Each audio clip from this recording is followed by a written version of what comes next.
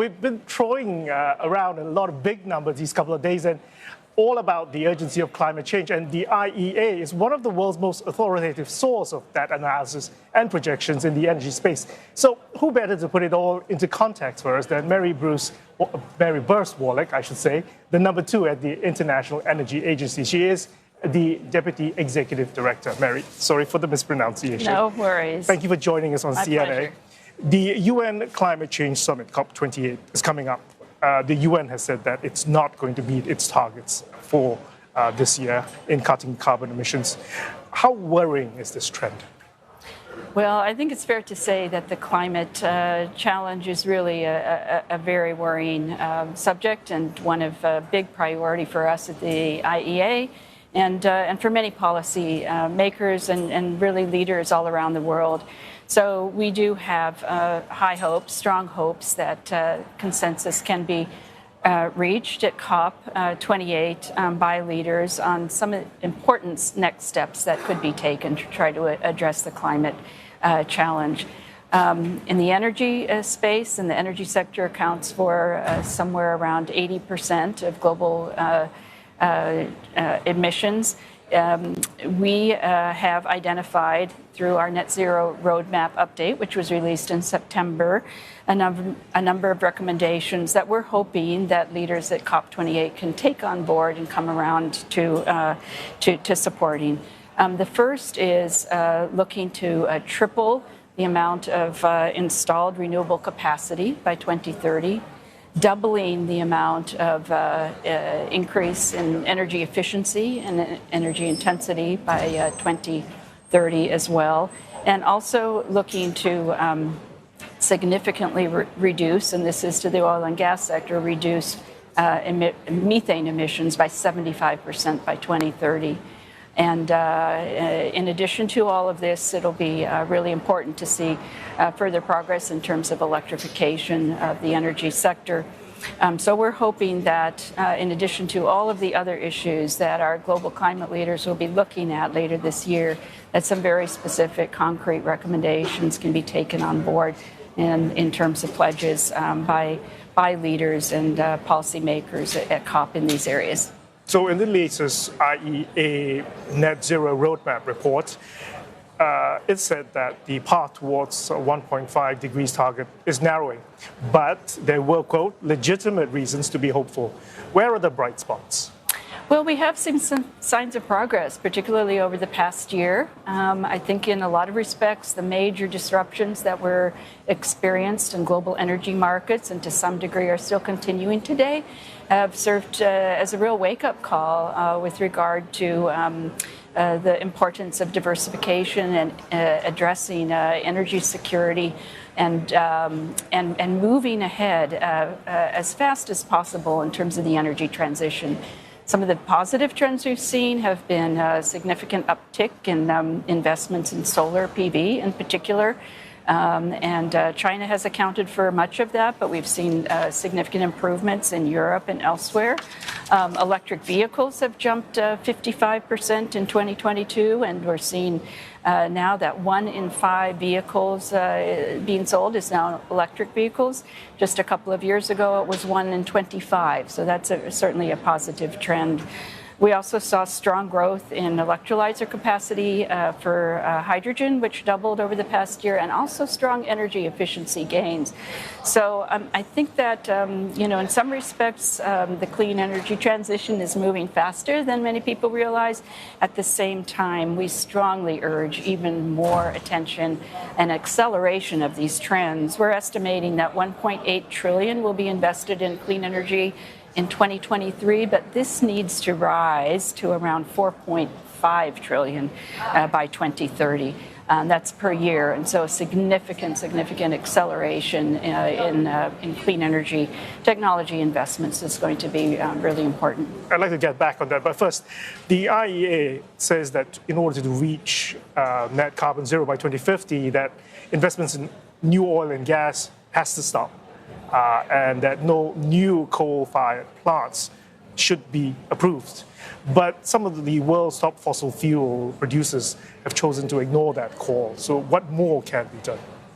Well, we're now projecting, and I should mention, today is a big day at the IEA in Paris because we're launching our annual World Energy Outlook. It's our flagship report and one that we've been producing for many, many years. And I really urge your listeners, your viewers, to have a look at the findings in that report as well.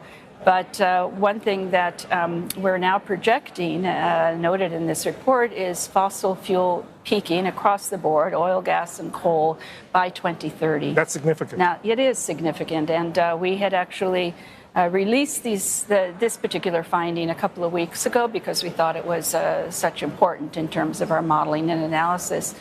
Now, that does not mean that there will be significant declines thereafter. It means there will be a peaking, which would be at least a leveling off. But it's going to be really important at the same time that we continue to scale up, as I mentioned, investments in clean energy technologies.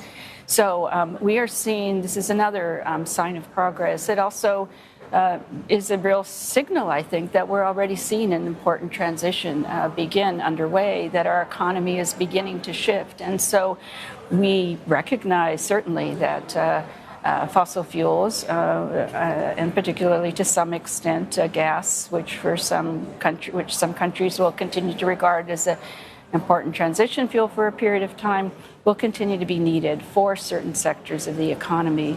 But we don't foresee that demand is going to be continuing at the pace that we've seen in the last decades.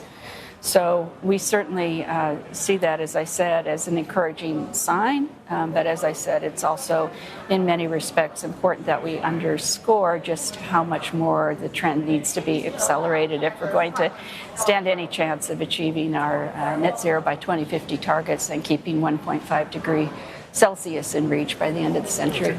Getting back to your earlier statement about the $4.5 trillion needed per year, that needs to double. Yes. That's according to you by the early 30s in order to hit that net carbon zero by 2050. Exactly right. Where is the shortfall coming from? Well, the shortfall in terms of the investments.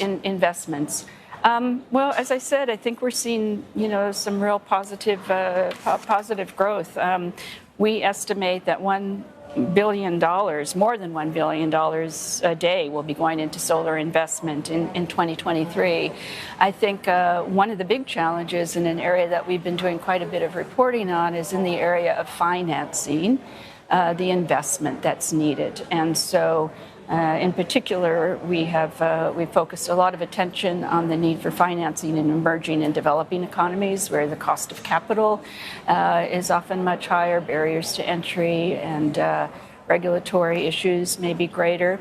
So that's a particular focus of attention for us in terms of the analysis, but an issue we think is so important, again, for policymakers, for financial institutions to be looking at new financial instruments and means for helping to finance the clean energy transition. So certainly point to that as one of the areas.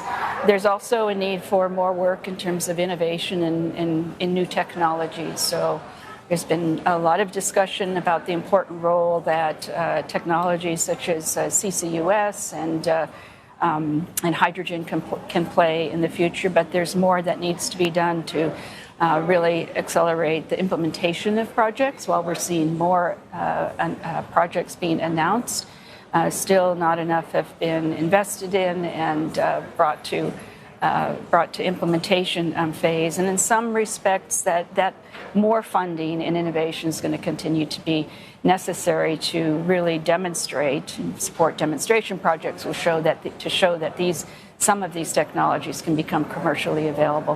One last quick question. One issue that's less talked about really is the lack of power grids in the energy transition. You're estimating it needs to double to 166.4 kilometers by 2050 in order to grow with the volumes of renewable energy projects that are waiting to be connected, waiting for permits. What's the bottleneck? What's the holdup? Well, there too, it's a big investment challenge, isn't it? When you think about, the cost involved, you're right that we have forecast that investment should double by 2030 to reach what will be needed in order for there to be adequate transmission grids available to integrate the extensive amount of renewables onto the grids, and to really facilitate the transition of the electrification of our energy system. But we're talking about an order of magnitude of an increase from 300 billion to 600 billion to be invested there. And of course, there too, we need the right regulatory and permitting frameworks.